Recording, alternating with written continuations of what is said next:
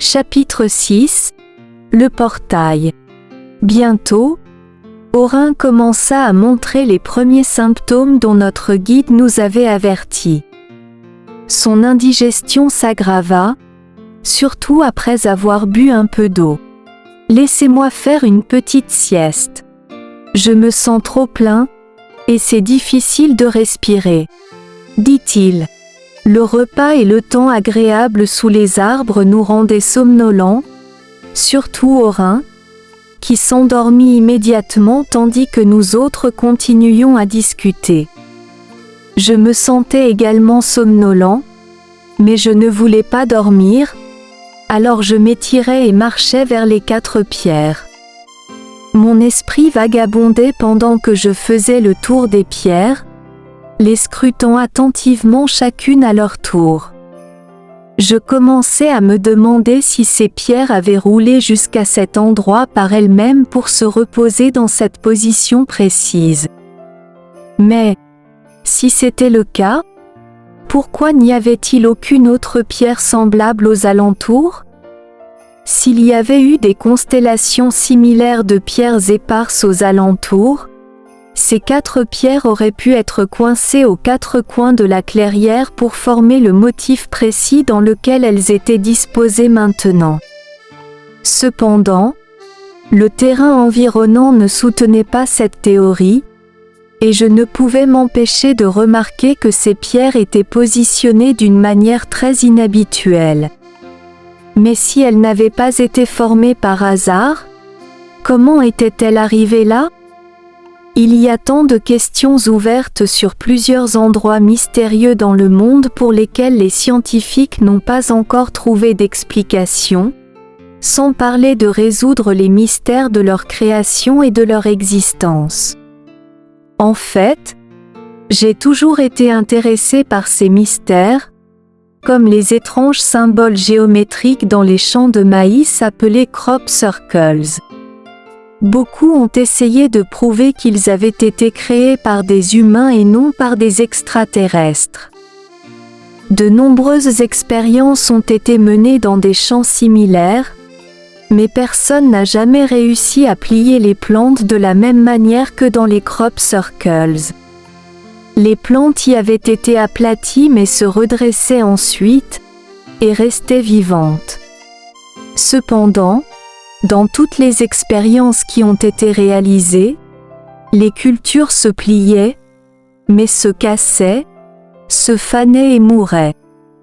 De plus, la manière dont elles avaient été aplaties était bien au-delà de ce que les outils humains pouvaient faire.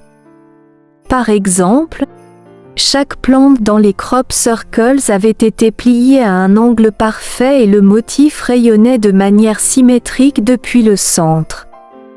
Peut-être que mon intérêt précoce pour ces mystères avait éveillé ma curiosité. J'ai toujours été fasciné par les nouvelles découvertes scientifiques de lieux mystérieux ou historiques. Le vent frais soufflait dans mes yeux et je ressentis soudain de la somnolence. Je secouai la tête pour essayer de chasser la somnolence et fus tenté de faire une sieste pour me recharger avant de retourner en arrière.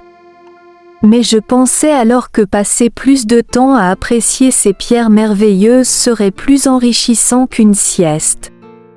Alors je décidai de restaurer mon énergie en sautant de haut en bas, en balançant mes bras de gauche à droite et en secouant mes jambes. Pendant que je faisais cela, je ressentis soudain l'envie de courir autour des pierres.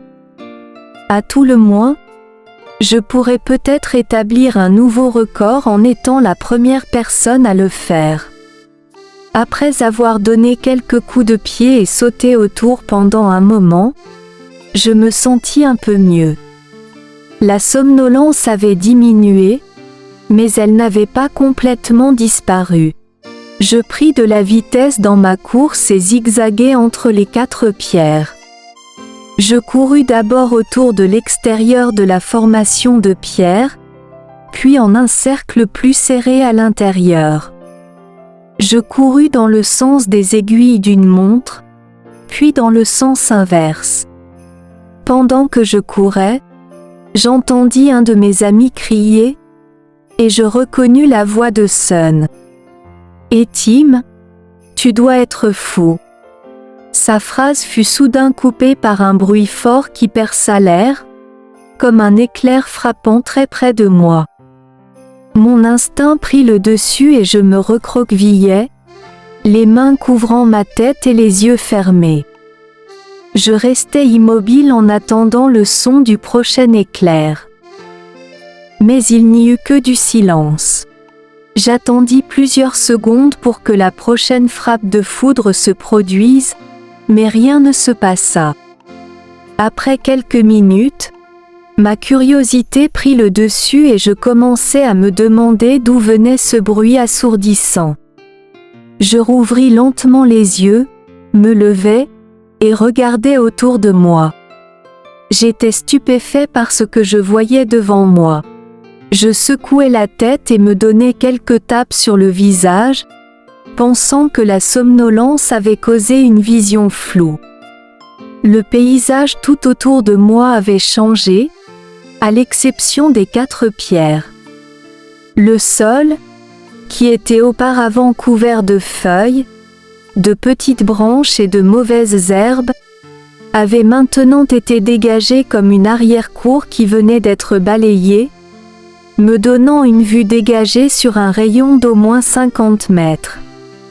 Au-delà de ce rayon, je pouvais distinguer d'énormes pins, tous alignés en rangées nettes.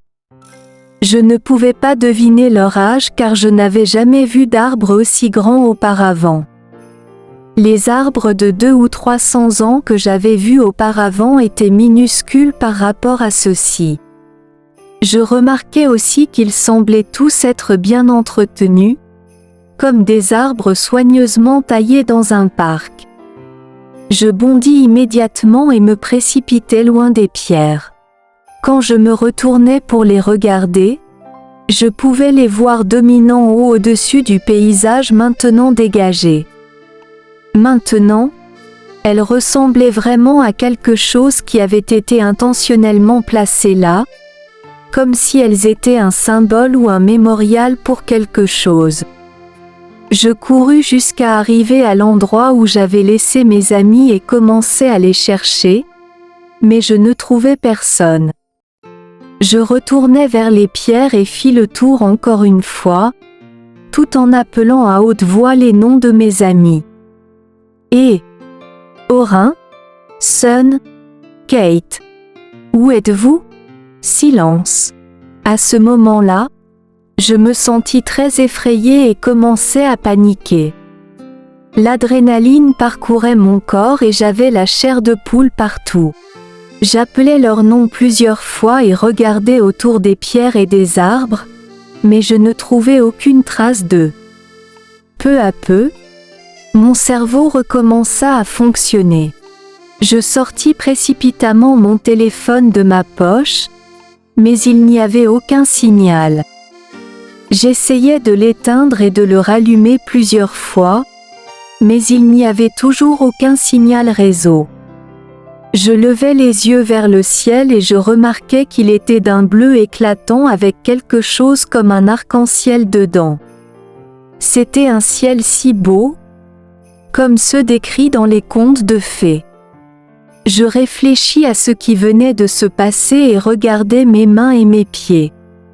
Tout était pareil, rien n'avait changé. Je commençais à me demander ce qui venait réellement de se passer. Peut-être que je rêve, me dis-je, ou peut-être avais-je mangé tellement que je m'étais endormie. Oui, ça doit être ça, conclus-je. Je vérifiai alors mes sens en levant mon bras et en le pinçant. Aïe, ça fait mal.